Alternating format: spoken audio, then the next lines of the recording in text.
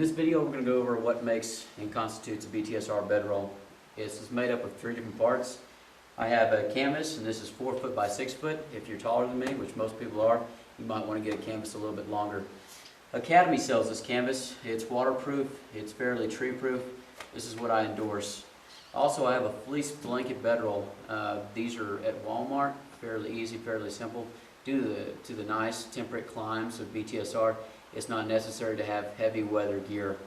No sleeping bags, no stuffed sacks, no thermarests. Okay, this is what I need y'all to have. Lastly, I have 2 pieces of 3/8 inch rope. They're usually a handspan and a half of rope. At one end, I have them looped over with an overhand knot with a small loop in it. On the other end, I will have the ends whipped so that throughout the week they don't become frayed. And I have 2 of these. Okay, first things first, I usually use somebody to help me out. I'll grab the ends over here and I'll fold them over both sides. One of the neat things, if you'd like to do a little bit of measurement on this, the fleece blanket bedroll, if you'll fold it over 1 inch on both sides, usually you'll get the perfect width for the BTSR bedroll. You'll start rolling it this time. It's very important that you roll these bedrolls up very tight. Just like a tent, make sure that you don't have any lax cloth sticking out. Make sure that it stays the same size so that if you are brushing up against trees and brush, it's not going to be grabbing onto anything. It's just going to skim off. It's not going to rip up anything. Your bedroll is going to keep everything dry inside, and it's also going to protect it from all the neat sticks and branches. One of the other cool things you can do out here at BTSR, if you'll help us out, is put your name on the back of this tarp. That way, whenever you tie it to the back of the horse, if I'm running up behind you and going back and forth, I can memorize your name faster. It helps the wranglers out. And whenever you take all the tarps and bedrolls off your saddle at the end of the day, you can actually find which one's yours. Everybody usually ends up with a tan bedroll. They're all the same size, so that'll help you distinguish your gear and help us learn your names faster. At this time, notice how small it is. It's under 7 inches. 7 inches in diameter. This is very important. It's not puffing out. It's all nice and rolled up. Do it right. Do it right every day. Make sure that it's right. It's not going to go on the horse if it's not. I'm going to take one of my ropes and I'm going to put it up underneath. And straddling is the easiest way to do this. It doesn't look very cool, but this is what works. I'll take my rope and I'll go underneath the bedroll.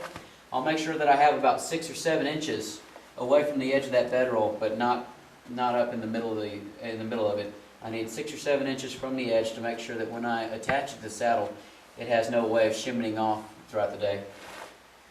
I'm going to take that open end of rope and I'm going to put it through the loop, and I'm just going to cinch down. And this is very important that you practice this quite a bit before you come up here. You're going to cinch down very tight. Notice that the canvas is actually scrunching up a bit. This is the fun part. Get to know this knot very well. What I'm going to do is with my 3/8 inch rope, I'm going to take my left hand over here to the left and I'll pull it out. I'm going to take my right hand, take this extra rope over here, take it on the other side of my loop, and I'm going to stick it up underneath. And with that finger, and I'm going to put it up through the giant loop I made with my left hand. So I'm going to pull up, I'm going to tighten up on that, and what I've made is just a big old loop, a big ear.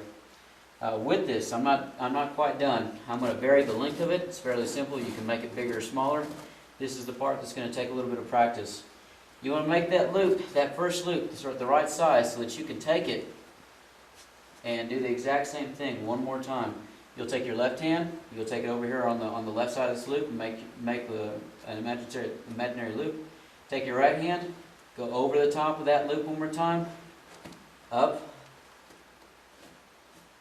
and you're just going to do the same exact knot over again. What you want to have, though, is you want to have this small little eye hole, nothing bigger, smaller if you can get it. It's very important that you make this loop very small. You'll have this extra rope. Do not cut it off. It'll become apparent as to why we need this and how much we need once we put it on the saddle. But it's important that you have this rope and this little bitty loop on it. Double check, make sure it's tight, and then do the other side. Again, I'm straddling it. I'm going to take that loop, feed the rope underneath, make sure that I have the 6 or 7 inches from the edge. Take my open end, feed it through the loop, and cinch it down. Practice this. Get faster at it so that when you wake up at 6:30 in the morning and you haven't had your coffee yet, you can still do it. Okay? Left hand, bring it over. Right hand, over the top of the loop, underneath, up through, and I'll make my first loop. Don't stop there. Vary your rope. Do it again. Left hand, open up, push underneath, up through, and this locks off your knot. A nice small little loop. Alright? I have my 2 ropes here. I have a bedroll that's very, very compact. It's not going to pop open. I can now attach this onto the saddle. This is what we need for the BTSR cavalcade. This is the gear. If you have any questions, please ask. But ask before you bring it. This is what we need. See what we get here.